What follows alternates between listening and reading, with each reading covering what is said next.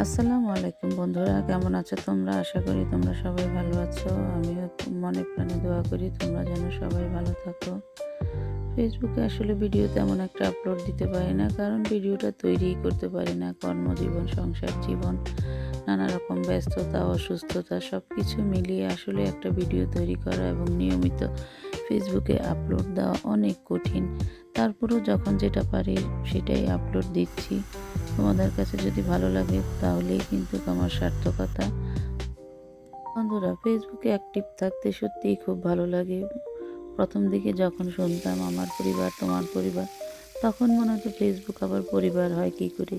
আসলেই হয়, সব কিছুই আসলে মনের ব্যাপার। কত ফ্রেন্ডস, ফলোয়ার্স এবং কমেন্টস, লাইকস, সকলের কমেন্ট, সুখ দুঃখ বিনিময় সব কিছু মিলে আসলেই কিন্তু পরিবার। একদিন একটা কিছু যদি আপলোড দিতে না পারি, কোনো কারো লাইক কমেন্টস না পাই, তখন মনটাই যেন কেমন খারাপ হয়ে যায়। আসলে ফেসবুক পরিবার সাথে সময় কাটাতে অনেক ভালো লাগে।